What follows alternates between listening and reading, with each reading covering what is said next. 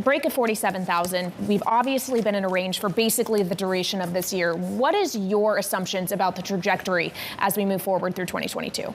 Yes. Welcome back, everybody, to Altcoin Daily, where you subscribe for one video per day demystifying this cryptocurrency market.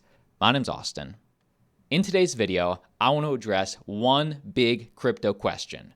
Why is Bitcoin pumping? What are the reasons? And to me, it really comes down to three. Number one, and as reported yesterday, we are seeing very natural accumulation from major players in this space. Terra Luna's Bitcoin reserve wallet now holds $1.1 billion in Bitcoin, all backing their reserve stablecoin. Of course, this was the news from yesterday, but as of today, Terra Luna has just bought an additional 2,830 Bitcoin with a value of $133.6 million. Just like that, natural accumulation. And of course, these are only the entities announcing. Imagine who's not announcing, but just making the purchases. So accumulation is number one. Number two is shorts being liquidated. $140 million in Bitcoin shorts liquidated in just the last 24 hours as the entire crypto market cap hits $2.1 trillion. In fact, just to get specific, the Bitcoin price launched to $47,200, its highest price since January 3rd of this year, and the massive amount of shorts that were growing on exchanges liquidated is the primary culprit for this jump. Altcoins really saw a huge short ratio at 1 p.m. UTC, followed by Bitcoin a few hours later, spiking all of crypto. So that is the number two reason the cryptocurrency market is pumping. And as for number three, it has to do with some of the fundamental news stories, the things happening in this space that I want to share with you today. So be sure to check the timestamps down below in the video description. Seriously, check the timestamps, find the news that's best for you. But first, let's get the CEO of Grayscale's opinion on why the Bitcoin price is pumping, and then listen to the follow-up question on which institutions, specifically which institutions are buying. This is about a 90-second clip. Watch this. Break of 47,000. We've obviously been in a range for basically the duration of this year. What is your assumptions about the trajectory as we move forward through 2022? Well, it's been a choppy start to the year, not just for crypto, but across all asset classes. So I think certainly it's an exciting morning in the crypto community to see that year, long so far of losses erased, and also seeing Bitcoin break out above that psychological $45,000 level. I think what we're seeing is a couple of native crypto buyers like Terra buying for their own reserves, as well as now we're actually seeing in the TradFi space, in the CME futures, all-time open interest on that side as well, which is leading to a little bit of a short squeeze in the futures and thus the Bitcoin prices this morning. Michael, there was a lot of talk about the fact that institutions were going to be stepping into this market in a big way. What are you seeing from institutions? Which ones are stepping up? Which ones aren't?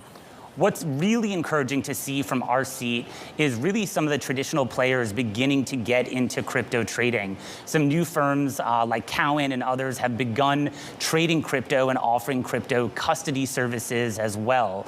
And on the investor side, there's no question amongst investors that crypto as an asset class is here to stay. So all of the firms that they work with for advisory or for custodianship, they're all beginning to offer crypto products and services. And that's also leading to greater adoption as well as investor appetite to diversify into the asset class. All right. Very interesting to hear his perspective. Give me your thoughts on this down below. And actually, one last follow-up that I really did like that they asked Michael Sodenheim, the CEO of Grayscale, is that if we're seeing all this demand for Bitcoin, then why is GBTC, the Grayscale Bitcoin Trust, still trading at such a discount? Well, according to Michael, GBTC will eventually be converted into a spot ETF, he hopes. And then, of course, if/when that happens, the heavy discount will return to normal, and that's a great buying opportunity now. This is a 40-second clip. Watch this.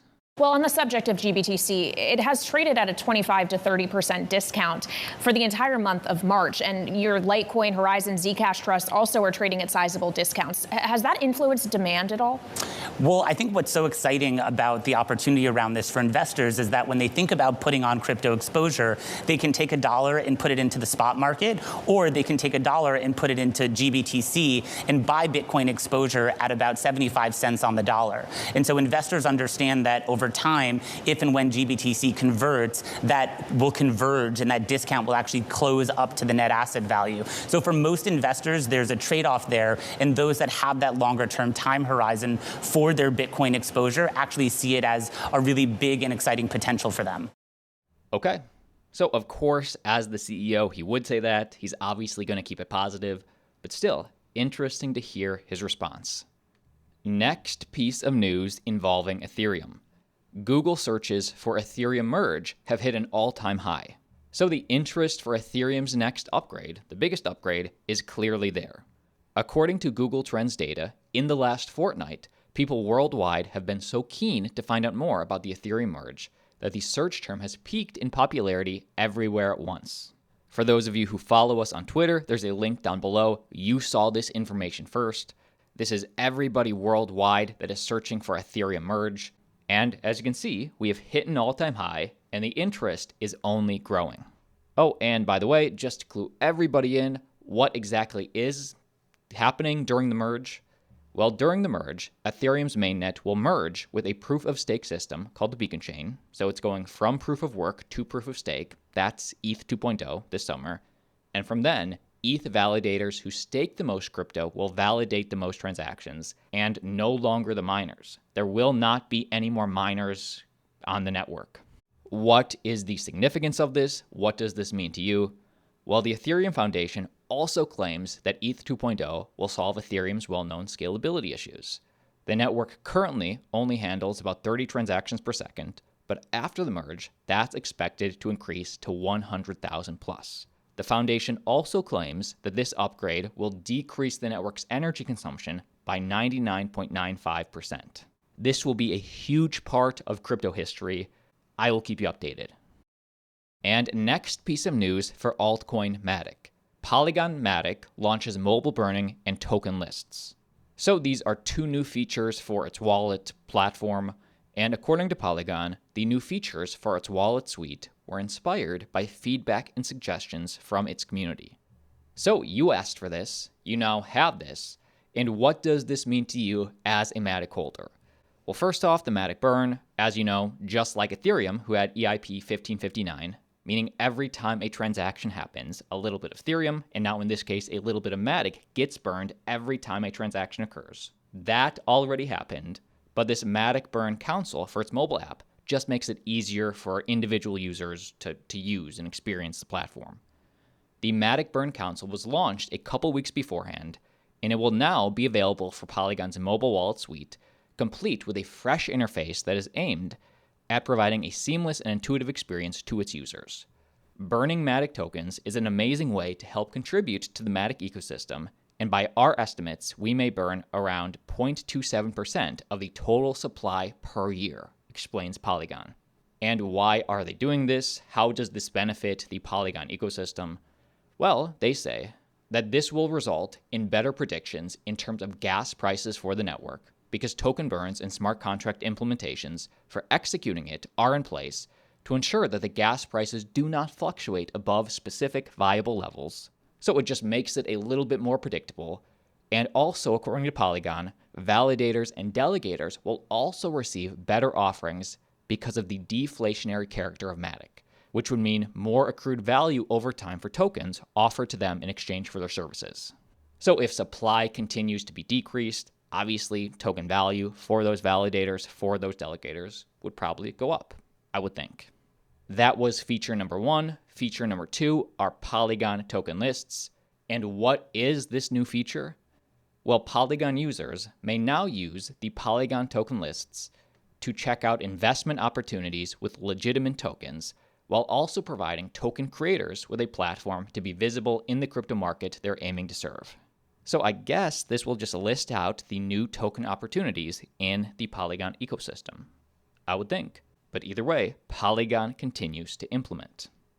Let's keep moving.